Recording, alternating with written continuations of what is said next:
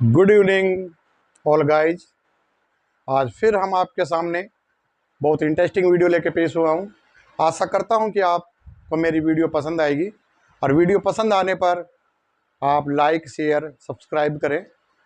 कल हमने प्रैक्टिकल के रूम में पढ़ा था कि कंपनी कैसे क्रिएट की जाती है। अब कंपनी क्रिएट के बाद दूसरा काम क्या होता है, लेजर। तो हम सबसे पहले स्टेप बाय स्टेप उसको अध्ययन करेंगे। सबसे फर्स्ट हमारा अकाउंटिंग इंफॉर्मेशन होता है।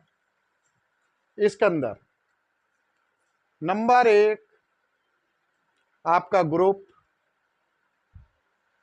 Number 2 ledger, number 3 voucher types और नंबर 4 क्विट्स। तो मैंने आपको पहले भी बताया था कि ग्रुप और लेजर, ग्रुप बिहेव ए सब लाइक लेजर। ग्रुप लेजर का ही एक भाग है। हम जो कार्य ग्रुप पे और लेजर का एक ही कार्य है, इसलिए ग्रुप पर हम टाइम वेस्ट ना करके हम सीधा लेजर पर कार्य करेंगे और वाचर टाइप का आगे अध्ययन करेंगे। और क्विट माने भार हो जाता है। तो सबसे पहले मैं आपको ये बताना चाहता हूँ कि ग्रुप और लेजर, ग्रुप बिहेव ए सब लाइक लेजर, ग्रुप एक लेजर का ही पार्ट है। तो जिस प्रकार हम लेजर में क्या क्या चीज़ें आती हैं उनका, और लेजर क्या है उनका स्टेप बाय स्टेप कैसे उनका आगे टैली के अंदर उनके एंट्री ट्रांजैक्शन की जाती है, तो उसको हम स्टेप बाय स्टेप अध्ययन करेंगे। तो आप वीडियो देखिए कि कैसे तैयार करते हैं। सबसे पहले हम लेजर, मैंने आपको लेजर के बारे में पहले भी कहा था कि लेजर क्या है। तो मैं आपको दोबारा रिपीट कर देता हूं कि क्या है। कि लेजर के अंदर क्या होता है कि सबसे पहले कि जो कोई मेन खाते होते हैं उनको किसी एक जगह पर रखना, और उनको एक जगह पर जिस पुस्तक के अंदर उन खातों को रखा जाएगा उसे, और उन जिस पुस्तक में उसको खोला जाता है उसे लेजर कहा जाता है। व्यवसाय के वे अपने विभिन्न विभिन्न खाते होते हैं, उन खातों का अलग अलग लेखा जोखा होता है, और उन खातों को जिस खाते में जिस बुक में रखा जाता है उसे हम लेजर की परिभाषा, खाता बही की परिभाषा दे सकते हैं। अब मैं आपको ये बताऊंगा कि लेजर हमारे टैली में किस प्रकार कार्य करते हैं। तो कंपनी क्रिएट के बाद दूसरा काम होता है उसका कि लेजर पर जाना। तो लेजर पर जाने के लिए सबसे पहले हम क्या करते हैं कि पहले अकाउंट इन्फो पे जाएंगे और फिर हम लेजर पे चले जाएंगे। तो सबसे पहला मैं आपको बताऊंगा कि कैपिटल है अकाउंट्स। तो कैपिटल पूंजी खाता, जो व्यवसाय का स्वामी अपने बिजनेस में जो धनराशि लगाता है और उस धनराशि से जो सामान खरीदता है, जो उत्पादन करता है, उसे हम पूंजी कहा जाता है। पूंजी का जब हम लेजर बनाते हैं, जब हम कंपनी क्रिएट के बाद जब लेजर बनाने का कार्य होता है टैली में, तो कंपनी को हम अंडर लेजर के अंदर कैपिटल अकाउंट में ही लिया जाता है। तो जब हम कंपनी बनाएंगे तो उसके अंदर ऊपर कैपिटल लिखेंगे, तो वो अंडर में किसके जाएगी, आपके कि कैपिटल में ही जाएगी। इसी प्रकार सेकंड हम लेते हैं परचेज अकाउंट्स। तो परचेज अकाउंट्स क्या होता है? तो परचेज अकाउंट जिसमें हम व्यवसाय के अंदर जो माल क्रय किया जाता है, वो माल खरीदने को हम उसे परचेज अकाउंट्स या परचेज खाता के नाम से कहा जाता है। लेजर के अंदर हम अंडर में इसे परचेज अकाउंट्स में लेंगे।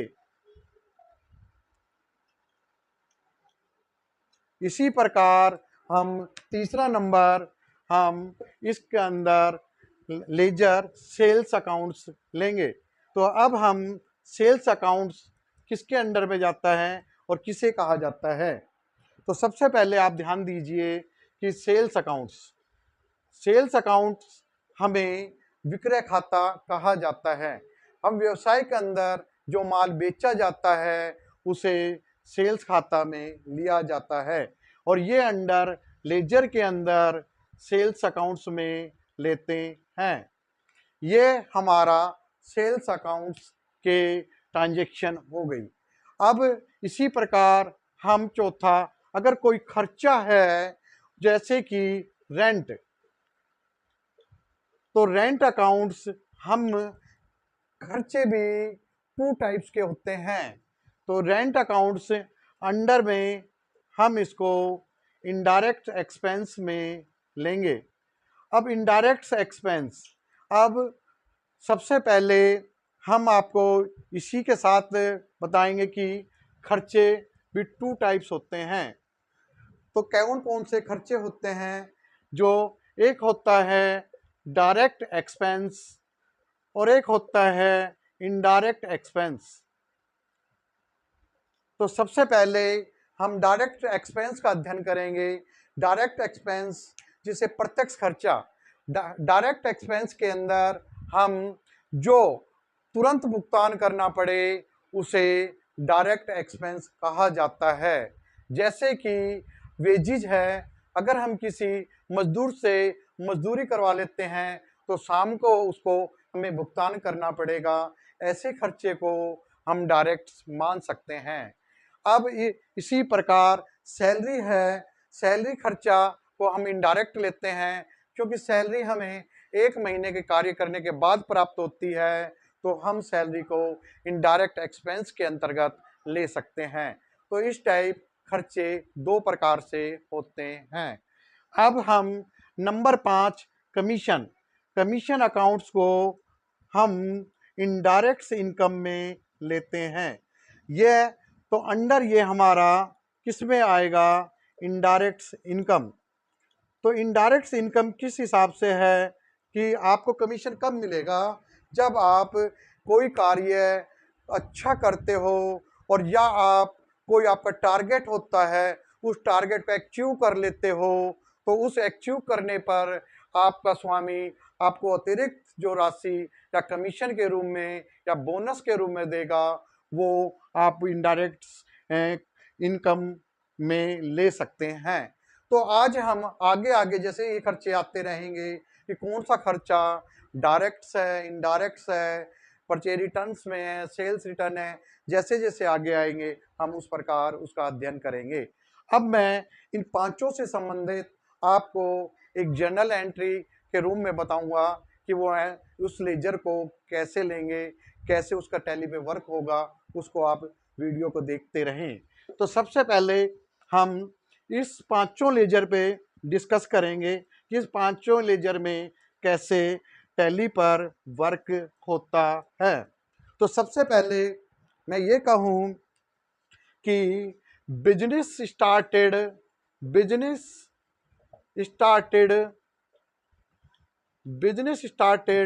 With cash 2 lakh rupees. जब हम कोई बिजनेस 2 लाख रुपए लगाकर कोई बिजनेस का आरंभ कर रहे हैं, तो हम इसकी जर्नल एंट्री क्या करेंगे? तो हम इसकी journal entry cash account debits to capital करेंगे। इसको हम 2 लाख और 2 lakh purchase goods with cash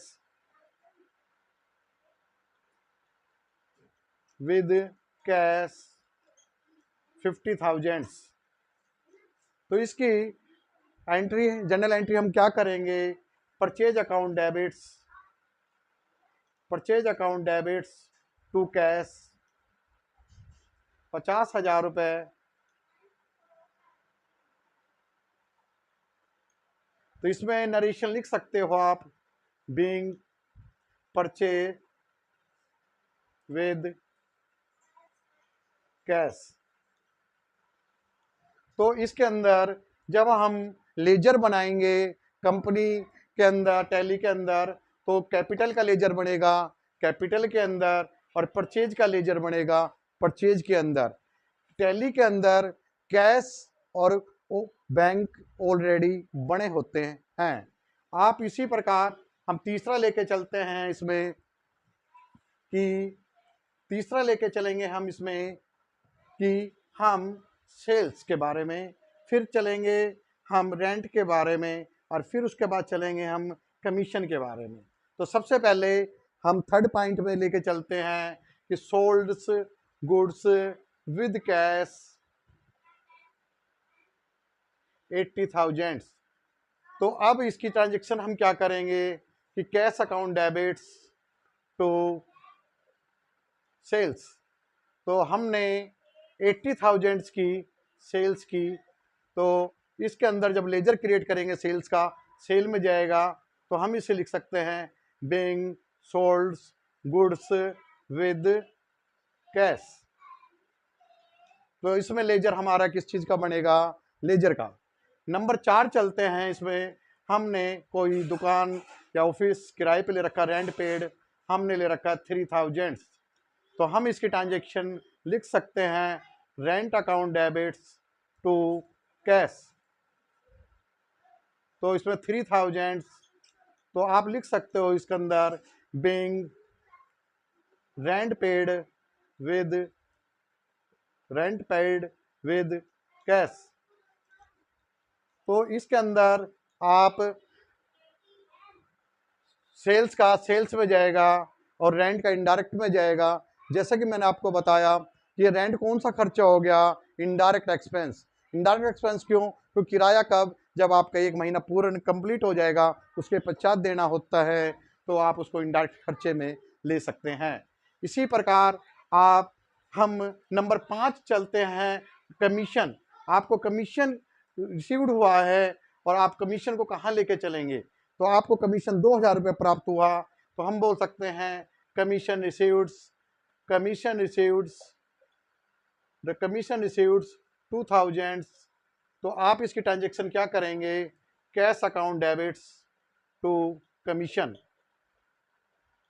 तो आपके पास cash account debit to commission 2,000, तो लिख सकते हैं narration being commission received with cash, being commission received with cash. तो कमीशन हमारा इनडायरेक्ट इनकम में आएगा। तो कल हम जब प्रैक्टिकल करेंगे तो इन 5 लेजर को मैं आपको एक कंप्यूटर का टैली के अंदर फीड करके दिखाऊंगा कि ये टैली पर क्या कार्य करते हैं। तो टैली के आपको इसका क्या वर्क है, उस वर्क को मैं आपको समझाऊंगा। जैसे कल मैंने आपको नई कंपनी क्रिएट करवाना सिखाया, कल मैं आप 5 लेजर को उसको फीड करके दिखाऊंगा कि कैसे लेजर फीड होते हैं। उसके बाद आपको इसके अंदर इसके कौन कौन से यूज मीनू होते हैं, आप F1 से लेकर F12 तक उनका क्या यूज है, उनको मैं आगे आगे वीडियो में आपको एक एक करके बताऊंगा। तो आशा करता हूं कि आप मेरी वीडियो को पसंद आने पर उसको लाइक से सब्सक्राइब करें और ओके।